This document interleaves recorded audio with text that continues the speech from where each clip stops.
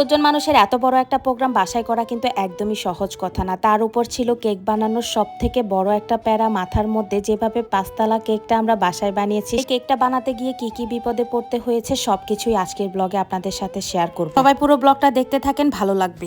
আসসালামু আলাইকুম, সবাই কেমন আছেন? আশা করতেছি ভালো আছেন। আমিও ভালো আছি আল্লাহর রহমতে। পরিশ্রম করাটা ফ্যামিলি থেকে পাওয়া একটা অনেক বড় শিক্ষা। এই পরিবারের প্রতিটা মানুষ প্রতিটা ধাপে ধাপেই পরিশ্রম করেই সবকিছু অর্জন করেছে। সেই পরিবারের মেয়ে হয়ে কিভাবে পরিশ্রম না করে থাকতে পারি বলেন তো? সময় মনে হতো আমাকে দিয়ে কোনো কাজই হবে না, আমি মনে হয় কোনো কিছুই পারবো না। তবে এখন আলহামদুলিল্লাহ শিখতে শিখতে সবকিছুই পারি। মানুষ পারে না এমন কোনো কাজ নেই। পারিব না এই কথাটি বলিও না, না পারিলে দেখো শতবার। আমি যখন কোনো কাজ পারি না বলতাম, তখন আম্মু আমাকে সবসময় এই কথাটা বলতো। ভিডিওটা আমার মেয়ে জন্মদিনের দিন রাত্রের ভিডিও। দেখেন সবাই কত পরিশ্রম করতেছে। একজন ওদিকে কেক বানানো নিয়ে ব্যস্ত, একজন ওদিকে পিঠা বানানো নিয়ে ব্যস্ত, যে যার যার মতো কাজ নিয়ে ব্যস্ত। এদিকে আম্মুর পিঠাগুলো বানিয়ে নিচ্ছে। যেহেতু টেবিলে আমরা সুন্দর করে ডেকোরেশন করব ভাবছিলাম, তাই পাক্কন পিঠা দিলে আমার মনে হলো যে অনেক বেশি সুন্দর লাগবে। আম্মুর হাতের এই ডালের পাক্কনগুলো কিন্তু আম্মুর পেজে আপনারা পেয়ে যাবেন। যারা এখনো আম্মুর পেজ থেকে ঘুরে আসেননি, তারা কিন্তু আম্মুর পেজ থেকে অবশ্যই ঘুরে আসবেন। আম্মুর পেজে কিন্তু এই ডালের পাক্কনগুলো সেল করা হয়। তাছাড়া মজার মজার আচার। আম্মুর পেজ লিঙ্কটা উপরে দিয়ে দিব,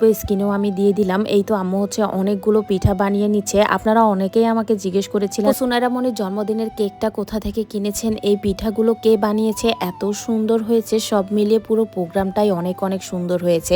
আসলে যতটুকু পেরেছি ততটুকু মন থেকে করার চেষ্টা করেছি। তো আমার মেয়ের জন্মদিনটা অনেক স্মরণীয় করে রাখতে পারি আমাদের সবার মাঝে। এই দেখেন পিঠাগুলো আম্মু সুন্দর করে বানিয়ে ভাজি করে নিচ্ছে। এই পিঠাগুলো সম্পূর্ণ কিন্তু হোমমেড, এগুলোর মধ্যে কোনো রকম ভেজাল নেই। এখন তো চারদিকে ভেজালের জন্য কোনো খাবারই খাওয়া যায় না, তাই আমি চাচ্ছিলাম যে সবকিছুই হোমমেড রাখার জন্য। যতই কষ্ট হোক না কেন, আমার সাথে সাথে সবাই কিন্তু আমাকে অনেক হেল্প করতেছে। এদিকে আমাদের অনেকগুলো পিঠা বানানো হয়ে গেছে। তো আমরা 70 জন প্লাস মানুষের আয়োজন করেছি, মানে আমাদের হিসাবে 70 জন মনের মতো মানুষ হয়েছে। জানি না এর থেকে বেশি হয় না কম হয়, তবে আমরা হিসাব মতোই পিঠাগুলো বানিয়ে নিয়েছি।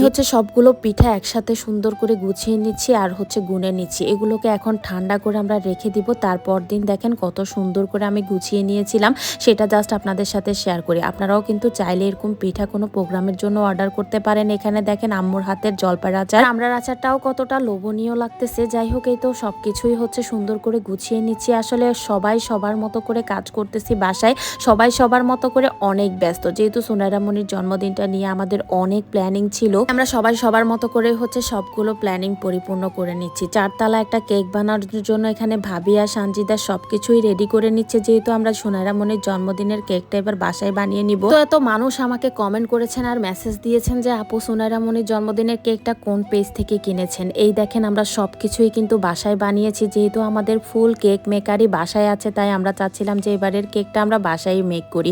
যাই হোক, এখানে দেখেন 4 তলা কেকের জন্য যা যা লাগবে সবকিছুই সানজিদা রেডি করে নিচ্ছে। আপনারা কোনো জন্মদিনের জন্য বা অ্যানিভার্সারির জন্য, যে কোনো প্রোগ্রামের জন্য যদি হোমমেড কেক কিনতে চান, 100% মজার কেক অর্ডার করতে চাইলে কিন্তু NS চকোলজি পেজে অর্ডার করতে পারেন। দেখেন রাত বাজে 12:30টারও বেশি, এখনো সে কত কষ্ট করে কেকটা বানাচ্ছে। একটা বেকার যে কত কষ্ট করে কেক বানায় তাকে দেখেই বুঝতে পেরেছি। মাশাআল্লাহ, তারও অনেক ধৈর্য। সে সব মিলিয়ে কেকটা এত সুন্দর করে বানিয়ে নিচ্ছিল। দেখেন কত সুন্দর করে ফিনিশিং দিচ্ছে। সুনাইরা মনির জন্মদিনের কেকটা আমি NS চকোলজি পেজ থেকেই বানিয়েছি। যেহেতু সানজিদার হাতের কেক সবসময় খাই, মানে বিশেষ করে ওর হাতের কেকই বেশি খাওয়া হয়, আর ওর হাতের কেকের প্রতি আমার অন্যরকম একটা ট্রাস্ট আছে। তাই আমি আমার মেয়ের জন্মদিনটা বাইরে থেকে কেক না কিনেই ভাবলাম তার হাতেই বানিয়ে নিই কেকটা। এখন দেখি আমার ভালোবাসার আপুদেরও কেকটা এত পছন্দ হয়েছে। সবাই মেসেজ দিতে দিতে আমাকে পাগল করে ফেলতেছেন, আপু আপনার কেকটা কোত্থেকে কিনেছেন। তাই আমি ভাবলাম আপনাদের জন্য আজকে ভিডিওটা শেয়ার করতেই হবে। এই তো দেখেন আমরা রাত ভোর কষ্ট করেই মানে কেকটা বানিয়েছি। যেহেতু ও একা একা কেক বানাচ্ছিল, তাই আমরা কোম্পানি না দিলে তো তার ভালো লাগবে না। আমি ভাবি আমরা যতটুকু পারতেছি ওকে হেল্প করতেছি। এই দেখেন ফাইনাল লুকটা আপনাদের সাথে শেয়ার করি। কেকটা কিন্তু বানানো শেষ, এখন বাজে রাত 2টা। আমাদের প্রায় কেক বানাতে বানাতে 2টাই বেজে গেছে। তো যাই হোক, এই তো ফাইনাল লুকটা দেখে এখন মন থেকে শান্তি লাগতেছে। দেখেন তো কেমন লাগতেছে, পুরো কেকটা অনেক সুন্দর লাগতেছে। রামনির জন্মদিনের ড্রেস কোডটা ছিল ল্যাভেন্ডার কালার, তাই আমি চাচ্ছিলাম যে কেকটাও ল্যাভেন্ডার কালার রাখার জন্য। দেখেন তো পারফেক্ট কালার এসেছে কিনা, শেষ করবেন কিনা জানি না। কেকটা দেখতেও যতটা সুন্দর হয়েছে, খেতেও কিন্তু ঠিক ততটাই মজা হয়েছে। এক পিস কেকও কিন্তু আমি নিজেও ভাগে পাই নাই। জন্মদিনের দিন সবাই লাপালাপি করে খেয়ে ফেলেছে।